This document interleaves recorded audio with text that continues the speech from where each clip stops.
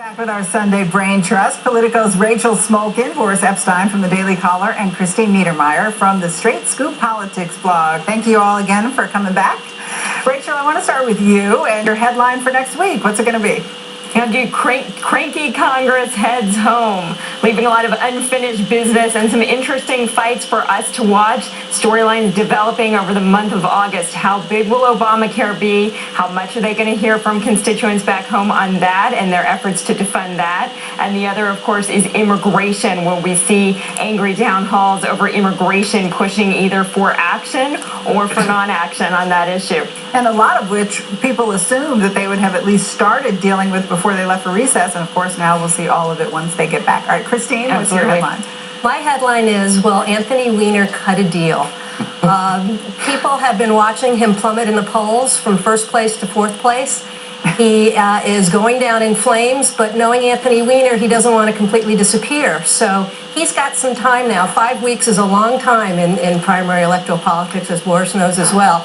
And he has time to perhaps approach one of the other two candidates like de Blasio or Thompson and see if he can cut a deal we in have order this to video survive. that we're looking at here. This is a new video from, was it today? I believe it was today. Yes, it was today. He was at a parade, an Ecuadorian pride parade, and someone joked that he seemed to have more Ecuadorian pride than the Ecuadorians in attendance. He was waving that flag, he was wearing the colors. I mean, Christine, just to play up your headline, is this the sign of a desperate candidate? Is he doing a little too much now to try to shift the focus from his scandals? Well, he's doing a lot because he prevents the other candidates from getting much ink these few weeks. And so my guess is he'll do that for another couple of weeks, and then he'll sit down because he knows that he's not going to win.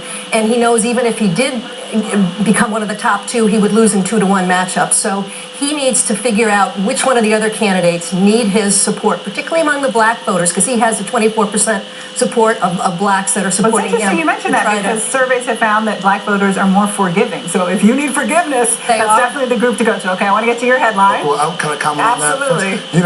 For me, he's so desperate and it's so pathetic. I would love for him to get out. Tell us what you really think. We talked about this on Tuesday morning. He needs to get out. I can't see him on TV anymore. I mean, what is he doing? This looks so awful. And going after the Ecuadorian constituents. And even if he does cut a deal, what's the deal going to be? That they stop talking about his wienerisms? I don't want to hear about it. All right, your headline, I'm assuming it's not about Wiener. It's not about Wiener. I thought about it, but it went the other way. My headline is Obama heads on vacation as terror threats persist. There's a huge problem out there. U.S. embassies remain closed. And, we talked about this earlier. Are the optics bad? Yes, the optics are bad. For Congress, they're bad because not only are they gone on vacation, then they're only here 9 days in September. And for Obama, another time in Martha's Vineyard, the country is having persistent problems on the security front.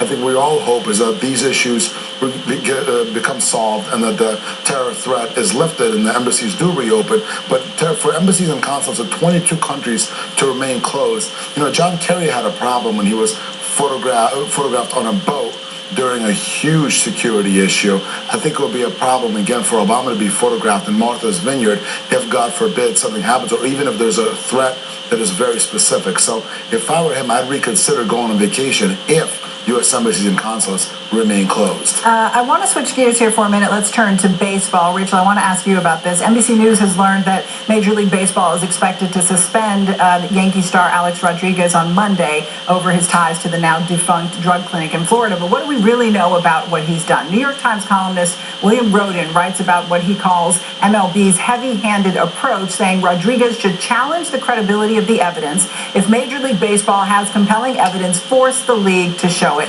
What do you think about all this? We're talking about one of baseball's biggest stars essentially facing a career-ending suspension. Well, we've been talking about politics, so I'll give it to you in terms of politics and optics. Major League Baseball, a potential watershed moment for them to look like they are really cracking down on this issue, finally to impose a new level of accountability. That's the issue that he is facing. And I'll put the same question to the two of you, and just quickly, because we are facing the end of the show, but does this look good for Major League Baseball because they do seem to be cracking down on what's a real problem for the sport, or is this ultimately just an embarrassment for America's most wholesome pastime? I'll start with you. It's an embarrassment more than it looks good. Also because A-Rod's way past his prime. This is not someone... Not according to him. He says he has 5 more good seasons left. Maybe, but according to a Yankee fan like myself, if you look at him last year, he was awful. He's always awful in the playoffs, except for 09. But it's an embarrassment because it's dragged on for so long. If they were going to suspend him, they should have done it maybe 2 months ago. Try to do it when Ryan Braun was suspended. Now it becomes he says, she says, and if he appeals it, it gets even worse. It drags out. And Christine? Well, it's an embarrassment, but all sports need to be cleaned up. I mean, people watch what's happening in the NFL and a lot of different sports all across the country. The head of the World Anti-Doping League came out with a statement yesterday. The former head who founded it said that American baseball for years has been in denial. So I think Hernandez is probably for obstruction, and so they're going to want to put a penalty down harder. He's seeing it as $36 million he's going to lose the next 2 years if they suspend him till the end of 2014. And yes, Bud Selig is some would say is coming down harder because he has his legacy to worry about. So, well, we are going to leave. Go Yankees! How about that? I can agree with you on that. Okay. Go Yankees. Buy your tickets, but you may not see A-Rod. But we certainly Who cares about A-Rod? do well. Thank you all for being here. Rachel Smolkin from Politico, Boris Epshteyn from the Daily Caller, and Christine Niedermeyer from the Straight Scoop Politics blog. Hope we haven't offended any non-Yankee fans watching. Thanks for watching our show this Sunday afternoon. Craig will be back next weekend.